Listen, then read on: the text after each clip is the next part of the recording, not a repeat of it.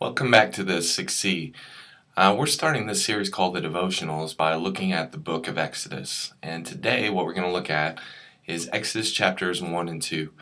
Exodus as a book as a whole is a really good book to start off with because it details the redemption or the salvation of Israel from under the slavery that they are feeling from Egypt.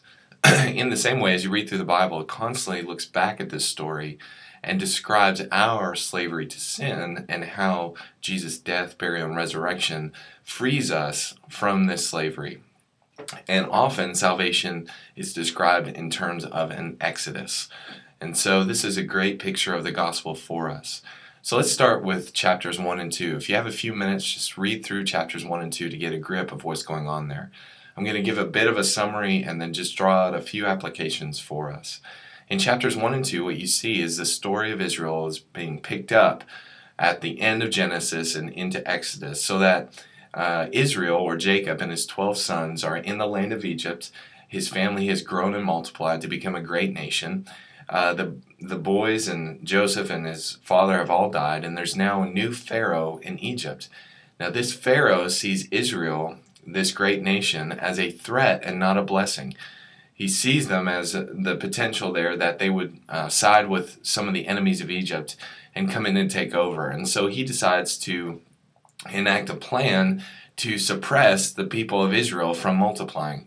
And so he does this in two ways. Number one, he puts them to forced labor, hoping that somehow that kind of oppression will keep them from having kids. And the second thing he does is he decides if they do have kids, that all of the male children will be thrown into the river Nile. Now the irony of this whole situation is that those two measures brought upon by the Egyptian leader of oppression and enslavement are the very things that are used, or that God uses, to leverage or to flourish the people of God so that they multiply even more. It says in chapter 2, towards the end, where, chapter 1, it talks about how he's oppressing them. And despite that oppression, they flourish and multiply even faster and greater. And so, also with the killing of the sons, throwing them into the Nile, the amazing thing about that is Pharaoh has this idea that if he kills off all the male children, they won't have any further heritage. But that's the very means by which God saves the nations, because the family decides to take this small child, Moses, and put him in the river, but instead of throwing him to his death, he puts him in an ark or a basket and is saved by none other than Pharaoh's own family. And it's Moses who God uses to rescue the people of Israel from under Egypt's oppression. And so this is just an amazing picture to us of how God sees and uses and transforms our broken world to fit his plans. And you see this theme throughout the Bible and ultimately in the gospel itself. Now before we get to that, we just need to back up and think about how this applies to our lives, because often when we face suffering or when we start to follow after God, we think that the strength and wisdom of God will be in how he will either get us out of our situations or how he will bless us. And what the Bible teaches is very different.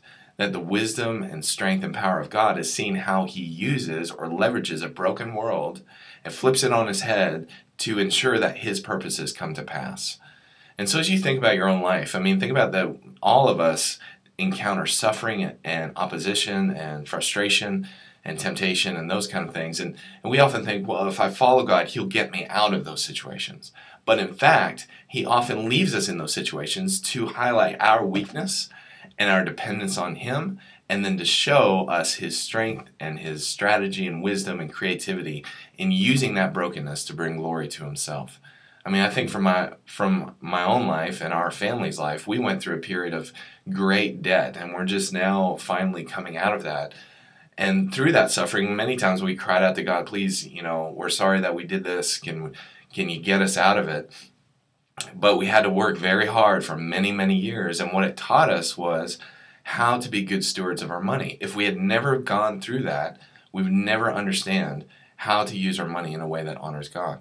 Some people come to me and they always ask, why am I single? Why am I never found a husband or a wife, and how frustrated they are.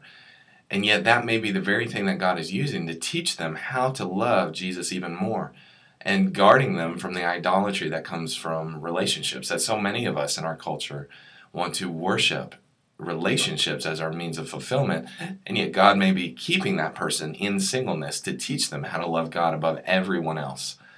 And so we've got to remember that that's how God works, that He uses our brokenness. He doesn't necessarily fix it for now. He has a greater plan by which He's going to fix the brokenness of the world. And this is where the gospel, the amazing creativity and uniqueness of the gospel comes in. That Jesus comes into our world as a perfect man who is God. He goes to a Roman cross to die as a criminal, and in the greatest day of injustice is hanging on a Roman cross, and after 3 days, or it dies, and then after 3 days, this is where the amazing strategy of God to turn our brokenness on its head by raising Jesus from the dead as a foreshadow of how He is going to bring in a new creation. That's the beautiful thing about the gospel and the cross specifically.